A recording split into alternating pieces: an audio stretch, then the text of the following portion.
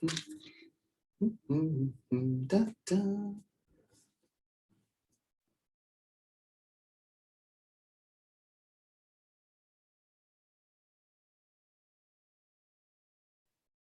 Dun, dun, dun.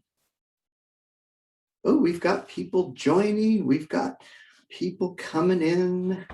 Dun, dun, dun, dun, dun, dun, dun, dun, dun, dun. Dun, dun, dun, dun, dun, dun, dun, dun.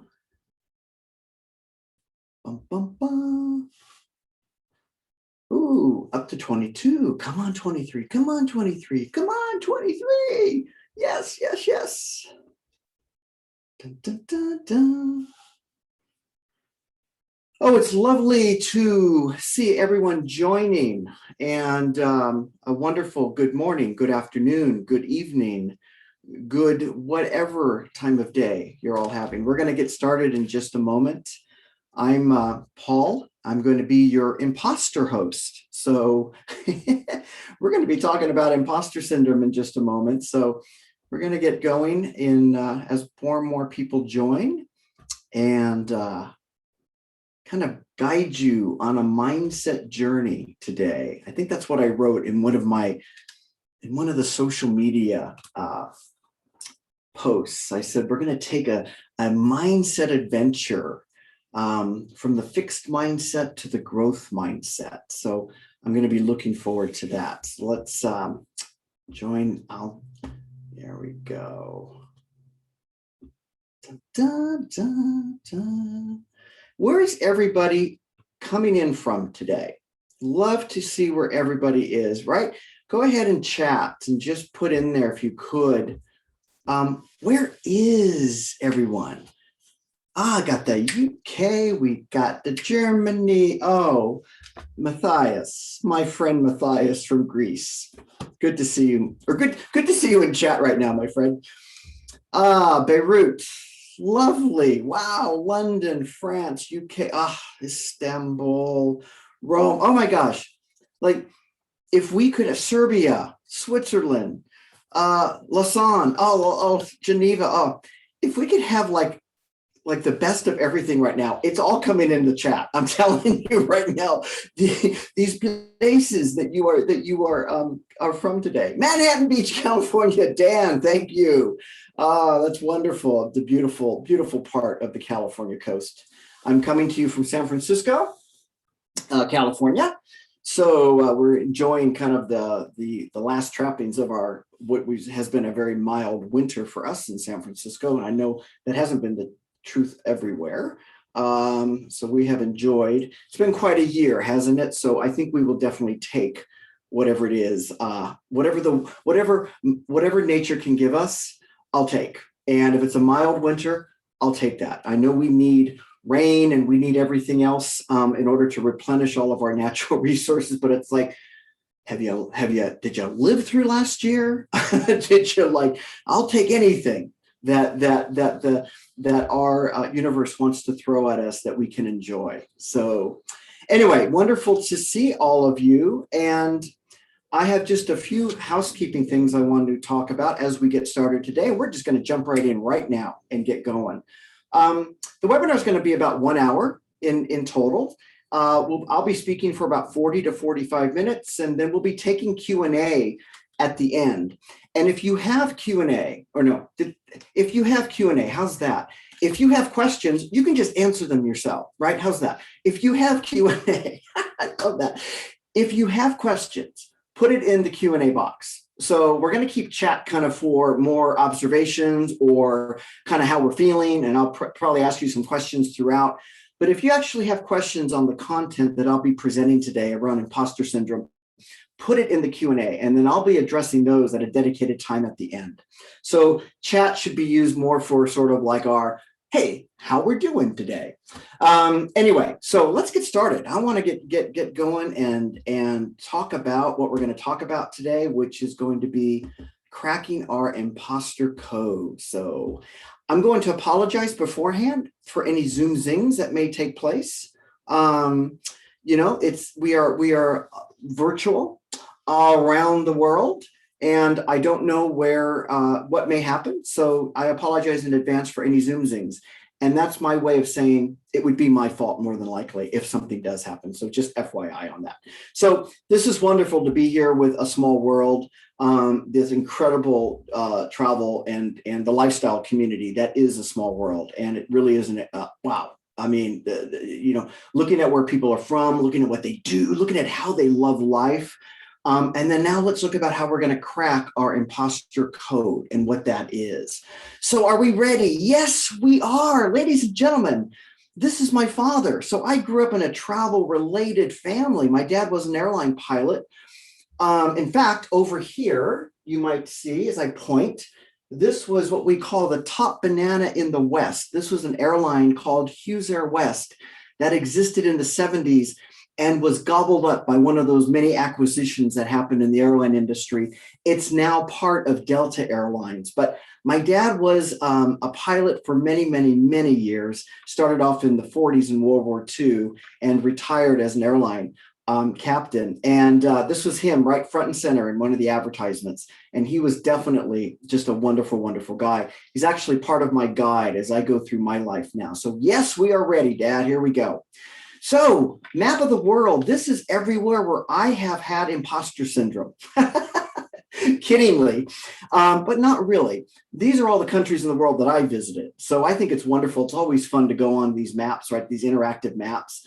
And you can just put in all the countries that you have and just see like, where in the world do I still have to go? And man, have I got some places to go. Hello, South America and Brazil, especially. Hello, Africa. Hello, parts of the Middle East, certainly. French Polynesia and those areas. Indonesia, I'm coming for you. So I've got a lot of work to do. Had some trips planned to a couple of those areas right before COVID, but it is really kind of fun to see like, where in the world have we gone? This is kind of the theme of what I want to talk about today.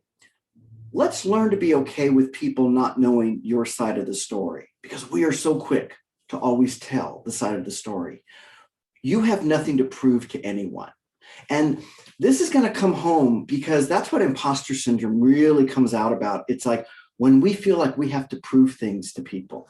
Your dad was a pilot too. Absolutely. There's something really cool about having a parent that's in the airline industry and growing up in that. It just brings out kind of the traveler in me versus the tourist, right? What's the difference? To me, a traveler is somebody who enjoys life and gets out there and is willing to just kind of plop themselves down somewhere and really like figure things out on their own, go down that alley, go down that path, sit in the park, whatever it might be, right? And really look and enjoy and experience life. Whereas a tourist could be in the same place as the traveler, but everything is all structured for them. You know, it's like bags at 6, breakfast at 7, bus at 8. You know, they're traveling, but are they really experiencing life in that way? So I always like to talk about the traveler's mindset, which we're going to get to today, and what prevents us from that mindset. Here's a few wonderful photographs I've had. I've been so blessed in my life. Pam from A Small World asked me before we started the webinar today, what's one of my favorite cities or places I visited? And I said, I don't have a favorite. They all are. And I absolutely mean that. I think probably because of my age, I can look and say, I love every place. You can put me any place and I will learn something. I will appreciate it. I will want to know more. So I love literally everywhere that I go, both in the States and certainly in our global community. But I just one of the pictures here, you see me in front of the distance, the Twin Towers in KL. I do a lot of work in Kuala Lumpur. Malaysia has a special place in my heart just because of the work that I do there. But I love every place that I go. It's all very, very special. I do a lot of volunteer work as well. I'm a firm believer in paying it forward, giving it back. I may not be somebody who you want to build a house, have me build your house, right? I'll be right up front on that. I mean, you want the house to stand, but I'm willing to give back in lots of different ways. I'm willing to give back to our business communities, our academic communities, in any way that I can. So I've had some incredible opportunities to volunteer and give back, and really sort of like learn as much. And I receive even more, obviously, from that. And lastly, I fly the friendly skies a lot. I love every airline, but I do fly the friendly skies a lot. And I was so excited to be on the last 747 flight of United Airlines, the last international flight, actually, and it was actually a scheduled flight, and they made a big deal of it.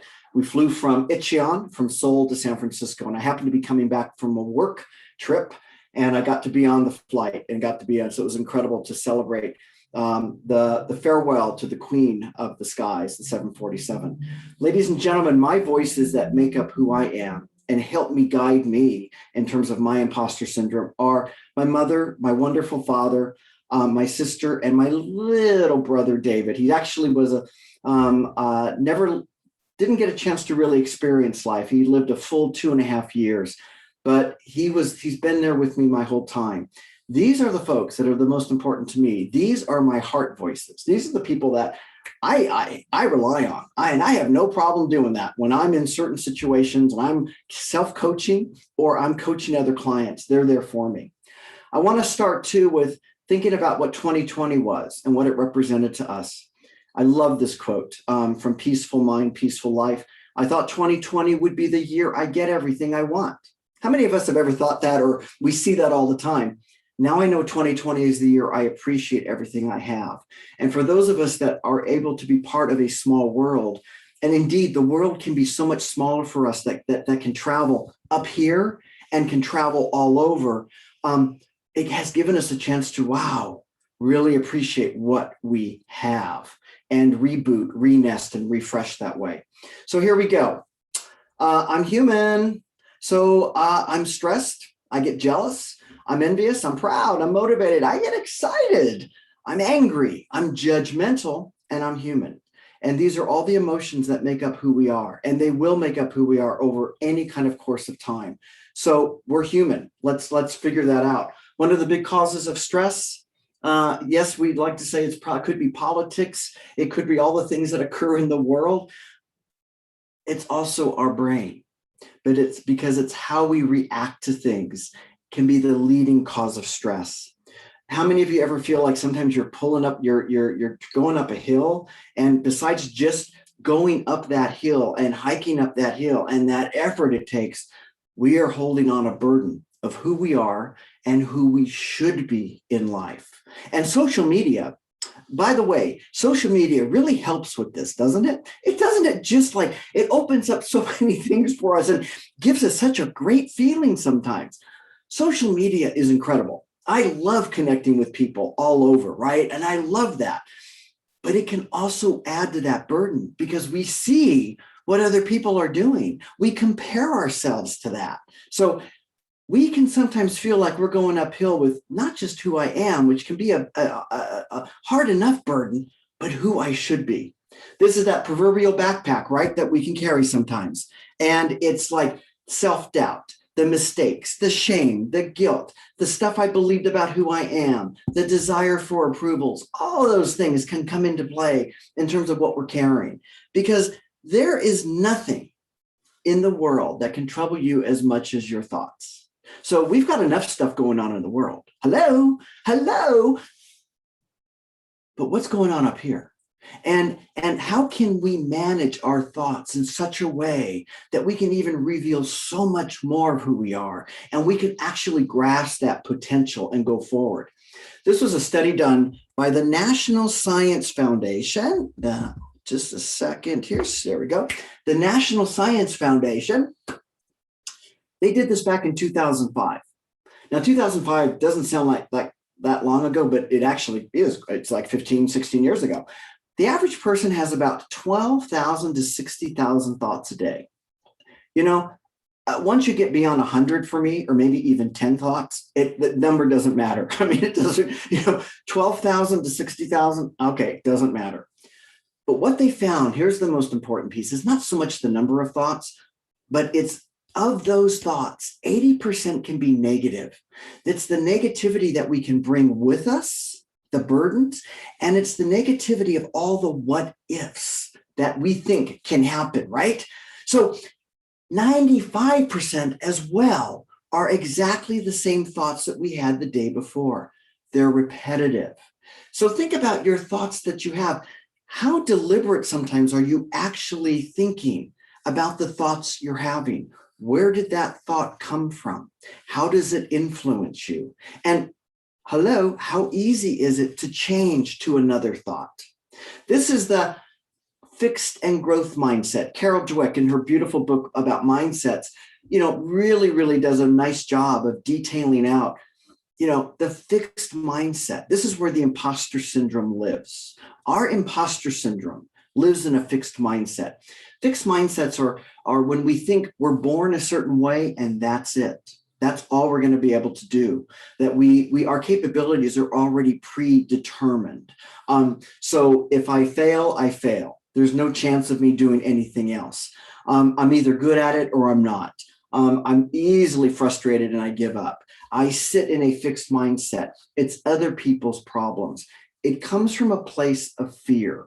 And that's where we come up with against the individuals in our lives, including ourselves, because I've lived in a fixed mindset. I've experienced a fixed mindset.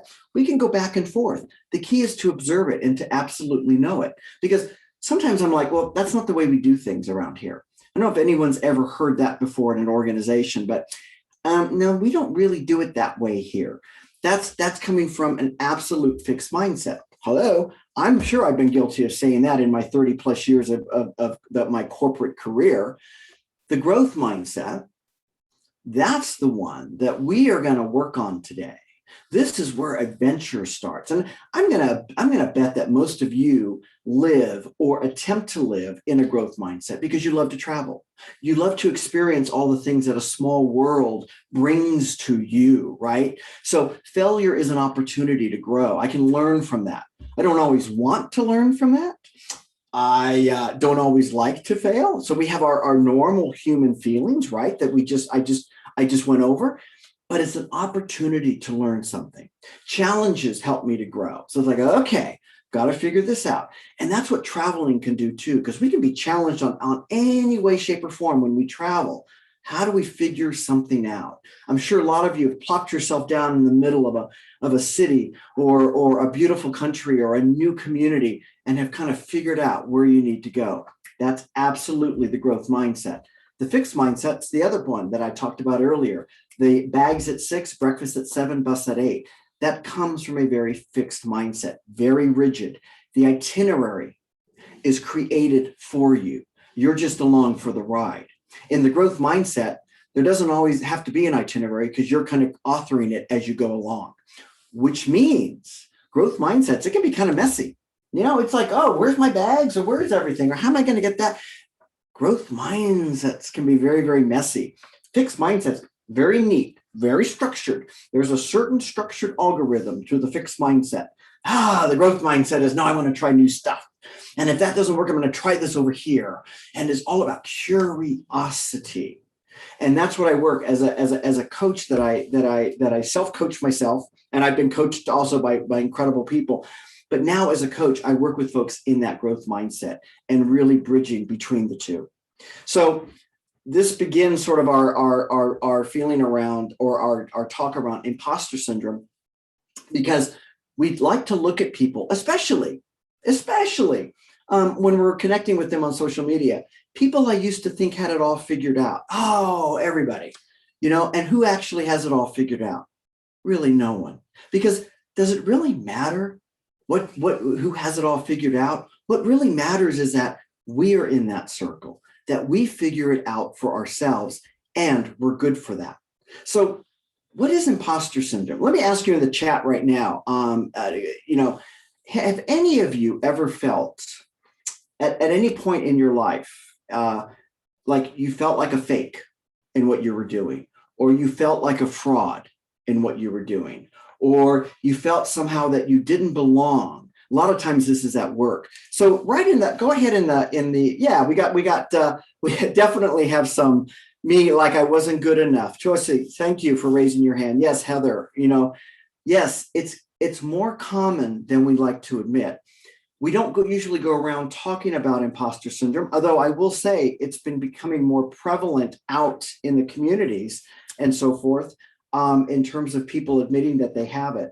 So have you ever just been somewhere and you just looked out the window and it's like, what am I doing here? I don't belong. I really don't belong here. I feel like I'm out of place, that I'm with a group of people and I'm trying to fit in, but I just don't think I belong here. In fact, I'm actually looking the other way because I'm trying to look the same and I'm trying to kind of feel the same, but gosh, I feel like I don't belong here. And I'm going to be found out. That's the other part about imposter syndrome is not only sometimes do we feel like a fake or fraud, especially when we are doing something new. Might be we might be trying something new at work. We might have gotten a promotion. We might have taken on a new job.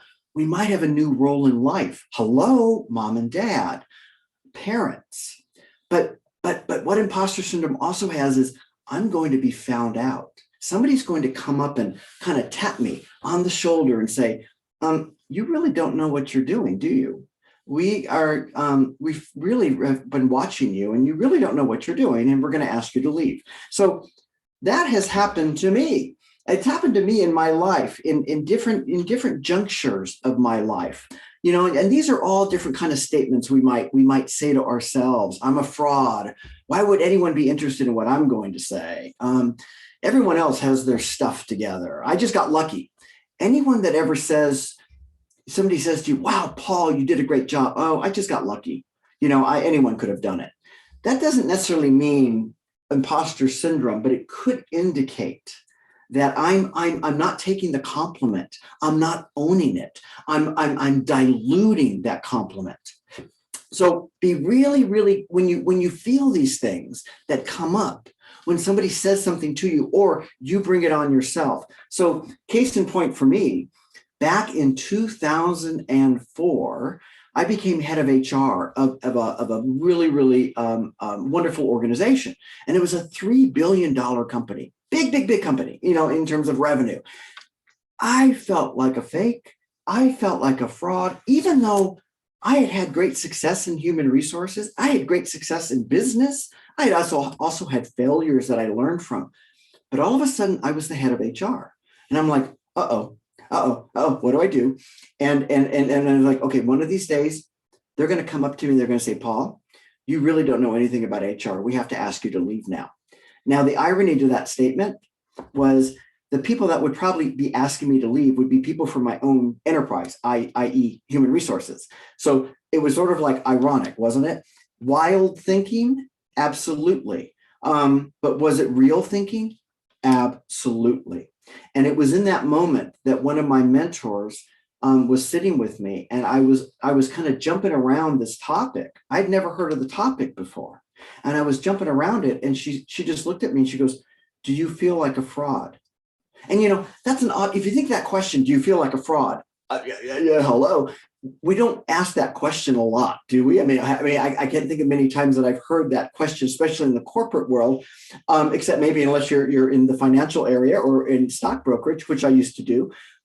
But you don't always get that feeling you don't always get that question about, wow, did I feel like a fraud? As soon as I said yes, we were able then to actually go forward and really talk about what imposter syndrome is.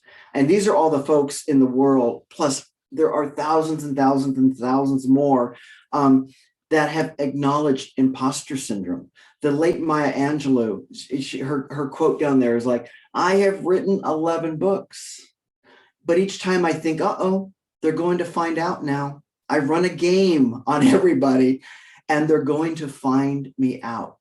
So it can affect everybody. And I'm throwing these people up because these are folks sort of in the global community. But it doesn't really matter if it affects them or not. It's what it does to us. So what is imposter syndrome? I've kind of alluded to it. I've talked about the feelings. Imposter syndrome was actually identified by a variety of studies and coined in 1978. It impacts all genders. So first it was going to be just people thought, oh, it's a woman thing. It's a female thing. Only females feel this way. And that's a load of BS, because females were the first to admit it. Females were the first to bring it out. Females were the first to like acknowledge the fact, like, I have no kind of clue what I'm doing here. I feel like a fraud. And then it became normative in terms of all genders. In fact, a lot of my clients that I work with in organizations, I would say it's 50-50 split now in terms of male and female. And sometimes the more senior you go in life and in organizations, that could be of age, that could be in position, that could be in relationships, whatever it might be, the more senior you go and the more competent that you are, the more you have a chance for imposter syndrome to come in. So up to 80% of successful people, some say it's been 70%, some say 90%, but somewhere around that line, have admitted to having it at one or more points in their life. Key on that is successful people that of a small world community, right? It's not something that is necessarily always a performance problem. It's really successful people have admitted to having it and or living with it. Michelle Obama even stated just about 3 years ago that she still has little bits of imposter syndrome that come up in different ways, because different things can trigger it. So it occurs, here's the key. It occurs when someone who is confident and successful convinces themselves, hello, that they actually aren't good enough and that they'll be found out. So they convince themselves that they're not going to be good enough. It's not about self-doubt or just about a lack of confidence, because we can be really confident in what we're doing. We can be really confident, but still have imposter syndrome. It's the gap between who you see yourself as being and who you think you need to be to succeed. It's that gap between the two different people that you think you need to be. So it's not about just having more confidence. I've heard people say, oh, imposter syndrome, just get some confidence. It's not about that. I can be very confident in who I am and in the job I am, but all of a sudden imposter syndrome can still kind of creep its way in. Some of the work that I do is around what we call our saboteur voices that get in our heads. And this is work that's been done through a body of knowledge called positive intelligence. And there's been identified 10 saboteur voices that we have going on in our head. Sometimes we have all 10, but we usually have 2 to 4 that are predominant. The hyperachiever, the controller, the pleaser, the hyper-rational, the stickler. That's the person that has to stick to everything, never deviate from any policy.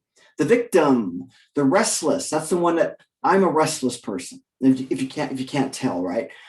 The restless is always looking for the bright, shiny penny, is always looking to do other things, is always like, oh, I'm going to start that over there. I'm going to do this over here. That actually feeds my imposter syndrome, because I don't always finish something and follow through on certain things when my stickler is on steroids, so to speak. Hypervigilant, the judge, and the avoider. So what I work with when I work with my clients, including myself, I work with what are your 2 or 3 predominant saboteurs, and how do we learn to dilute those, because they feed into who you are as an imposter. So, okay, Paul, I kind of understand this now. I don't know if I've ever felt this way before. And if you haven't, brilliant. But you probably know somebody who has. And if any of you work in organizations, or you engage with organizations, or you have relationships in the world, hello, family, you're going to experience somebody, if not yourself, that has had imposter syndrome. Again, it's incredibly common. So what do you do to crack it? What do you do to kind of crack that code that's in our head? And this is something I've done myself over and over time. And it's a fun application, very simple application in which to use. I want to say one thing is as we go forward in life, and as we kind of always look at things, we've got to be more compassionate with ourselves. It starts here. We want the world to be more compassionate, right? I hear that all the time. Well, it has to start with ourselves. So give yourself a break, first of all, as you're thinking about all these things, as we talk about cracking our imposter code, because our mind can be incredible, but we use our mind more of it as a container than we do as a computer, because we can do so many things with our mind, but we just bring in more and more and more. Remember those 60,000 thoughts a day. I mean, I'm happy with just 100 thoughts a day. And if I can get those 100 thoughts to be thoughts that are going to keep me present and keep me positive, that is going to be a win-win for me. So I love to bring up the philosophy of Kinzuki. And some of you might be very, very familiar with this. Here, I've got another media. Here we go. So it's a wonderful Zen Buddhist philosophy from Japan, that when something breaks, instead of discarding it, they put it back together with this gold lacquer, that they put it back together and they recognize and they celebrate the imperfections. And it's put back together in a brilliant, beautiful way. And that is everything about what we do with ourselves, because we can break ourselves. Hello, 2020. How many times did all of us that maybe think like, oh my gosh, what is happening? We could absolutely break ourselves. We will have things experience in our life that will break us. When I went through sort of the loss I've gone through in terms of my family, I'm like, wow, but I'm going to put myself back together. And I'm going to put myself back together in such a beautiful way that I'm going to celebrate it. Kinzuki actually means golden joinery. And that's what everything is here, what I'm doing with you, cracking your imposter code and giving yourself a break is put yourself back together with a golden joinery, with just that compassion and kindness. So the very first part of cracking your imposter code, the C, is be conscious of it. When it speaks to you, when you feel like a fake or fraud, or when you say that to yourself, because most people aren't going to come up to you and say, hey, Paul, you're fake. Hey, Paul, you're a fraud. That's coming from one of my saboteur voices up here. Okay, that's my imposter speaking. That's the very first thing you do, is you acknowledge it. Got it. I'm conscious of it. Many times we don't. Remember, 60,000 thoughts a day, and it's so repetitive. We just move on and on and on, and we stew in it, and we don't recognize it, but yet we're in it. So first thing, be conscious of it. Kind of like, hey, I'm a failure. I'm a failure. And I love this from Liz and Molly. They do some wonderful work, the two of them together, when they do these incredible vignettes. I'm simply having a thought that I'm a failure. We're human, right? So I'm simply having a thought that I'm a failure. I'm judging right now, or I'm pretty angry right now, or I'm having a thought right now that I'm kind of disappointed, or I really don't know what I'm doing. Very, very different than owning it, stepping out of it and observing it. That's really, really key in being in the now, being present. Anyone any of you that have read Eckhart Tolle, and especially the two books that I read of his, that's what he talks about, is being present, being in the now. So once you're conscious of it, release it. Okay, imposter, I'll take it from here. Actually acknowledge it and then release it. I've got it. I'll take it from here. It's like, I hear you. I'm a fake, I'm a fraud. Okay, got it. I'll take it from here. So you're actually, what you're doing is you're just kind of taking that thought and you're releasing it. Because if I want to break a pattern up here, I have to respond differently. So always remember that. If I want to break a pattern up here that will result in an action or a result in something new for me, it has to start up here. Before I can have any action, behavior, skill that sticks, I have to get my mindset in the right place. So how do I break those patterns that occur up here? Respond differently. And that's what releasing it will do. And then you author a reframe. When I talk about reframing is so powerful. We use it in coaching all the time. I've used it all the time in my life. It's just reframing a thought.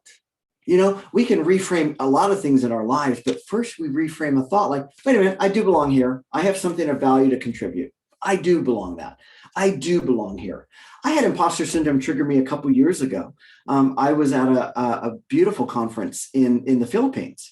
And again, as I say, I'm so blessed to travel and go places. And I just got off stage and and a gentleman came up to me and I was selling my book, Find Your Voice as a Leader, which I wrote a few years ago based on like my whole life of finding my voice, right?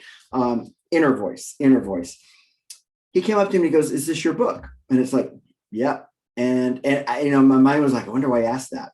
He goes, "Great, because I want to buy all your copies." Whoa. By the way, that is what you want to have happen when somebody says that. He goes, "Yeah," he goes, I own a company. I'm just going to buy all the copies and give out to my employees." That was a beautiful, beautiful request that he had and or directive. In that moment, this was like 2 years ago, I thought to myself, wait a minute, you're fake, Paul. Does he know that you're really not an author? Does he know that you're selling this book, but you might be found out that you're really not an author? Whew. All in a split second that happened. Even though I've been selling the book since 2016, it actually has won awards. People have been inspired by it. And it's not so much what people feel about it, it's what I feel about it, right? And I was like, wow, where did that come from? All of a sudden, this was just, wow, this just happened.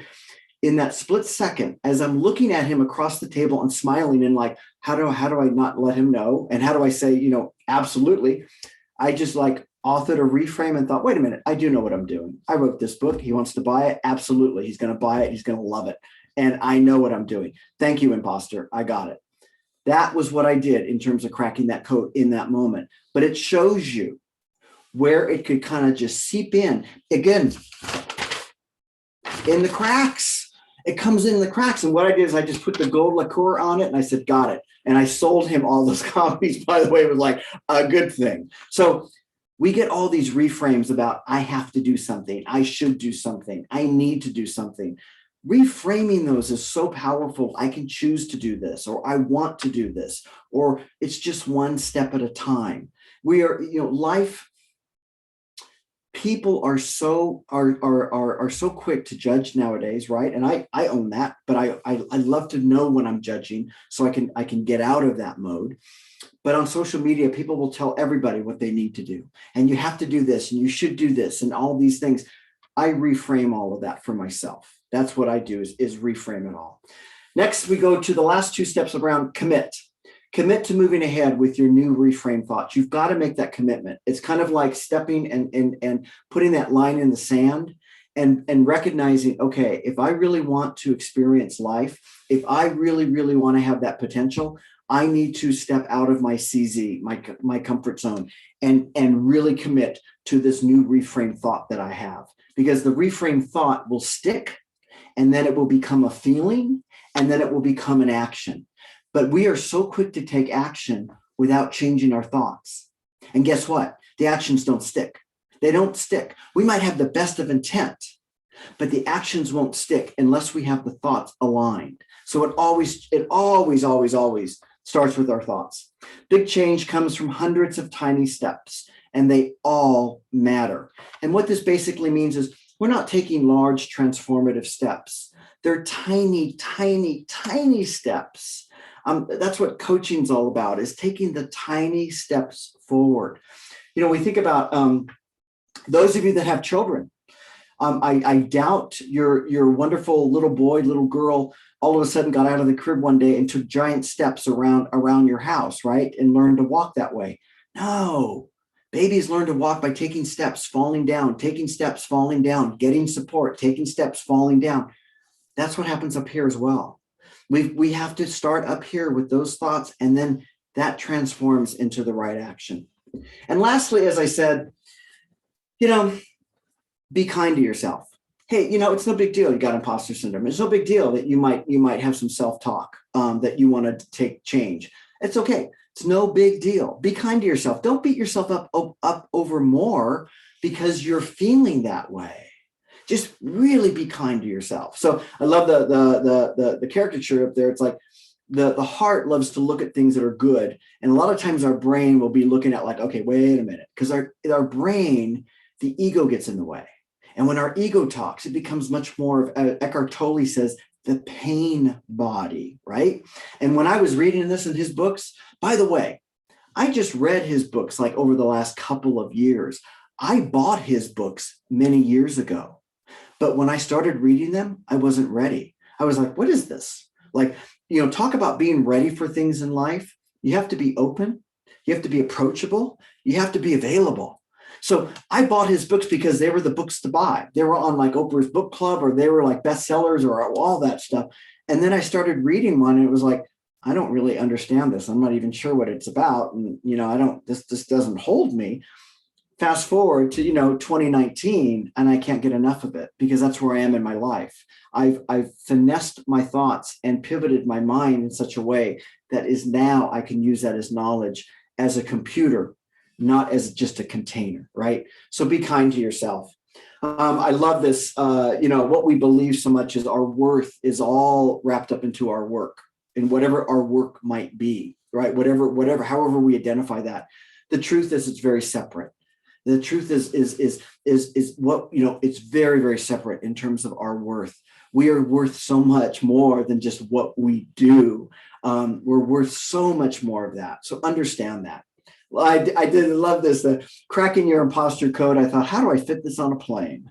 It's where I love to live. How do I fit this on a plane? So again, cracking your code, be conscious of it, release it, author it, all of the things, author it, commit to it, and then be kind to yourself. We think of failure and success as opposites, when in reality, it's all part of who we are. They're all integrated together. We love to have in life, we love to do like from one thing to another, and the polarities of life. And believe me, for those of you that are in the States right now and observing what's going on in the States as much as anybody else's culture, but certainly in the States, huge polarity, huge polarity. We've even color coded it, blue and red, which is very helpful for people to understand the blue and red. Hello. But we love to also think failure and success, they're all together. It's all integrated. It's kind of like the work-life balance piece that we talk about a lot. I don't think there is such a thing as work-life balance. I don't even know what life is outside of work. It's all, to me, integrated. It's a blend. Because the minute you try to have work-life balance with what, you're kind of out of balance. So I love to look at integration. I love to look at how we blend, and how we blend all of our thoughts together as well. So this is what I do. I coach what I consider life entrepreneurs, which is everybody. I mean, everybody's an entrepreneur in their life. They're creating something for themselves. They might do it on their own. They might do it in an organization. They might do it with groups of people. But I coach life entrepreneurs so they can create themselves. So they create their voice. And this is what I've done in my life, right? They create a voice of confidence, a compelling voice, a unique voice, by living their values, understanding what are their values in life. Because if you don't understand your values, you won't understand when they're compromised, and you won't understand the boundaries that you need to put in place. Focusing their outcomes, that's all about putting a vision in place for themselves, using their influence. So they build that trust and credibility with themselves and in the relationships that they need. Revealing their courage. You got to do that. You got to reveal your courage, but it's not always about jumping out of a plane, which I know a lot of you do. A lot of you are jumping out of planes, which is beautiful. Sometimes for some folks, it's not that. It's just taking that extra step that way, or thinking a new thought this way. That could be stepping out of a comfort zone unlike anything else. And then I love branding their expression. We all have who we are. And I've been looking at the Small World webinars, and there has been some wonderful webinars on personal branding and who we are as a brand, because we represent ourselves, right? And we don't want to be stale. We don't want our expiration date to be past due. We have to really create sort of like, who am I? What is my unique, artistic, creative expression that I'm giving to the world? So that's where I'm at right now, Paul and Larsen, and you can find me on the web. You can send me, I'm on LinkedIn, Facebook, Twitter, and Clubhouse. You can find me, and those are my pretty much main social media. Shoot me an email if you just want to talk. I'm happy to do that. And for all of you today, I'm giving you a digital copy of my voice, Find Your Voice as a Leader. It's kind of a collection of work. It's a workbook. It's like a journal. It's got some great content in there. Well, I think it's great. Some solid content in there about your values, outcomes, influence, courage, expression, because that's what I went through to find my voice. My voice was lost. It was kind of eaten up by a lot of companies. I needed to find my own voice, still work for companies, but find out really who I was. And that's how the book came out of that. And I thank my sister for that, because she and I were BFFs, and she really kind of propelled me, as I mentioned earlier, to really move forward. She passed away in 2011. And as she was transitioning through that journey, she told me to get my book out. So hello, how could I not get the book out that I had been planning to write? So again, my heart voices are what guide me about who I am. So live your life. Take chances. Be crazy. Don't wait. Because right now is the oldest you've ever been. Hello, hello. And the youngest you will ever be again. So live that life, get on that bus, do what you need to do, but really find out who you are. Don't let these thoughts get in your way. Really just go out and be who you can be. So that's it, ladies and gentlemen. I have a big gratitude and thank you to A Small World and Pam, who will put the book in the chat, and who is incredible, guiding me and supporting me and doing all these things. And then, of course, to all of you, to really, really think about, like, how can you crack your imposter code? And again, if you've never experienced those things, you still might, or you might know somebody who does. So just help them kind of be who they are and define their voice. Thanks so much. And now we will stop my sharing and take some questions. Let's see. Da-da-da-da. Oh, thank God, the comments are great. Wonderful. Okay, good. And Pam and A Small World put that link in there for you. There we go. Oh, wonderful. No open questions.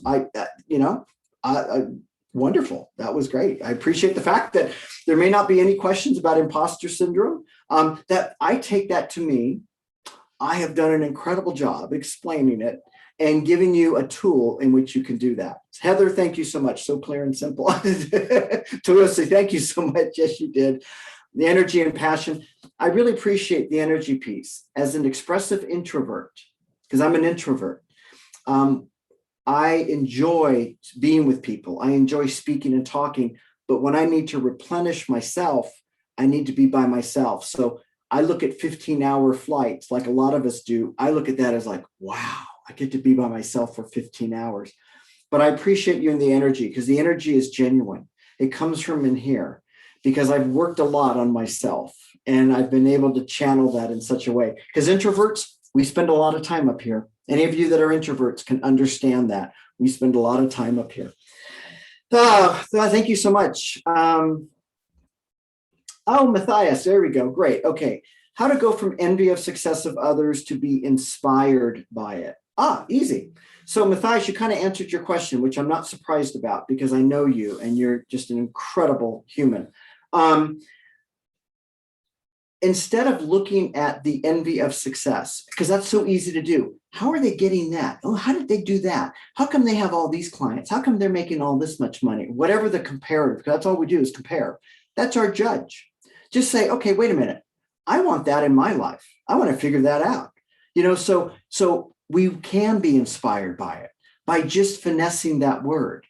Take whenever that word of envy comes up, or that feeling of jealousy, or that feeling of like, oh, there's that person again posting about the next $100,000 that they made, or the next thing that they get to do that is so incredible. Like, wait a minute, I want to be inspired by that. I want to do that. So you take the feeling of envy, you take the feeling of jealousy, and you replace it with something.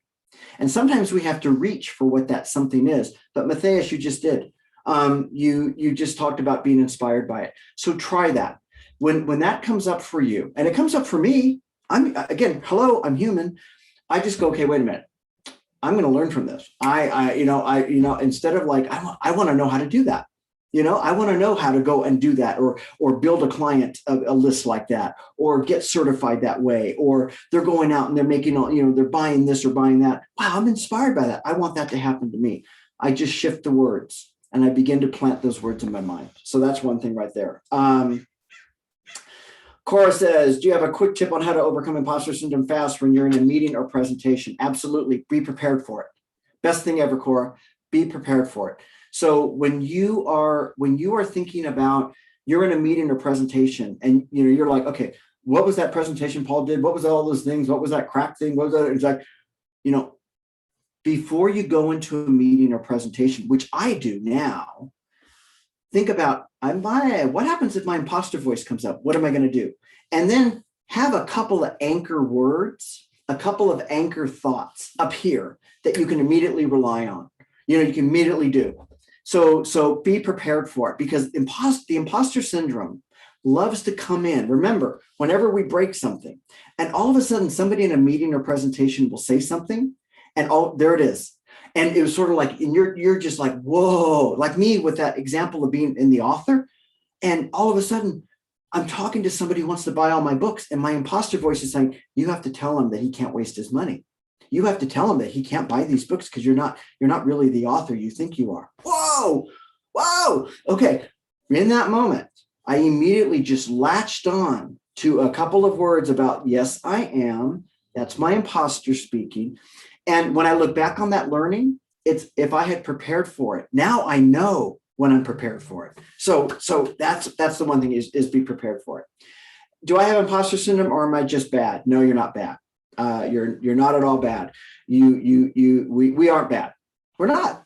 So if you ever feel this way, if you're unkind to yourself with your thoughts or your words to yourself, or your lack of self-compassion, that's where you start right there. Is, as I said at the end of how we crack that code, is be kind.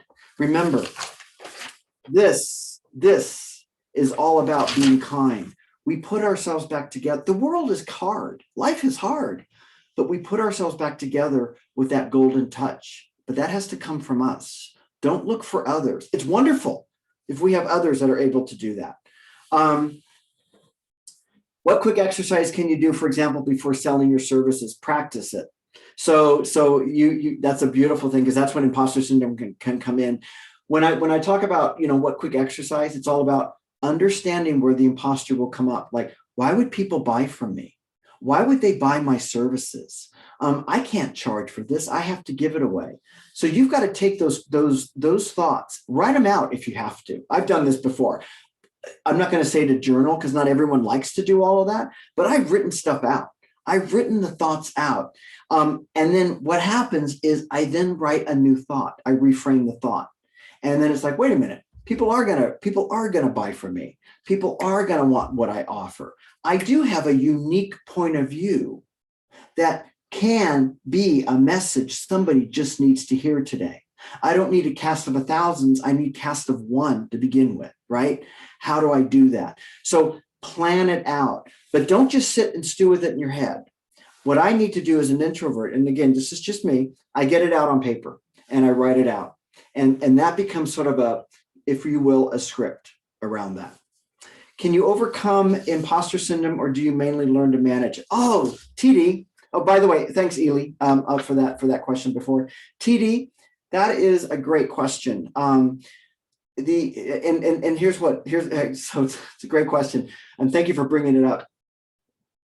SEO, the search engine optimization, everything is about overcoming imposter syndrome. So I even have to use overcoming it sometimes in terms of the phraseology, because that's how people search for it. I don't know. I don't always like to overcome everything, because that creates a lot of friction in my life. I like to look at ways to say, wait a minute, this is coming up and I can manage it. I can integrate it. I can blend it, and I can learn how to thrive in it. So I just saw a quote the other day that if you are suffering from imposter syndrome, congratulate yourself, because it means you are taking a chance. It means you are doing something new. It means you are stepping out of that comfort zone. And you know what? When I look at my life, I look at the times where imposter syndrome has really reared and come up. It actually is that. It actually is because I've accomplished something, or I'm trying something new, or I'm in front of other people. So I absolutely believe that you can learn to integrate it. If you want to finesse that to be overcome, absolutely, no problem. It's like, but I look at things in our society. We love to overcome things. And I'm never quite sure what we are able to overcome sometimes, because we have lots of stuff going on in the world. And I don't have to look very far in my own culture and my own nation to look and say, like, and we're a young country compared to so many of the other beautiful places in the world. But it's like, we have a lot to do. We have a lot of mindsets we have to work on, new thoughts, new ways of looking at things. I don't know if it's about overcoming, if it's more about integrating. So thank you. So Osner, thank you so much. Dunning-Kruger syndrome won the Nobel Prize. Thank you for all of that. Toyosa, you said in the chat, I read a book called Taming Your Gremlin. Yes, Taming Your Gremlin is a great book, which is great with dealing with the saboteur voices. Yeah, the saboteur voices come up. Rich, thank you so much. Love my bow tie. I got this in Bangkok. This was being handmade in Bangkok. And I just, again, part of travel. And I saw this person making it. And I just thought, those are beautiful things. It's like what people can do, right, with who they are and what they can represent. So thank you for that. I really appreciate that. So bottom line, this has been incredible. I've enjoyed being with all of you. I've enjoyed sort of like getting to know you as much as we can virtually. Please reach out to me. If you're interested in taking, I have a free saboteur assessment that you can take that will kind of go through those 10 saboteurs, or I also have an imposter syndrome assessment. Email me, and I'm very, very happy to send those to you, obviously complimentary. And then, of course, my book, which Pam from A Small World has put into the chat. And you sign up for that, and you'll get a digital download in Kindle, Apple, and PDF. So the book is there for you. And again, if I can be of any assistance, I'd love to meet you elsewhere, anywhere else we can in the world. And maybe one of these days we can meet each other in person as we are able to, so travel's coming back, right? We're all coming back. So thank you so much. You've been wonderful. It's been an incredible time. And I just enjoyed this. Take care. Bye-bye.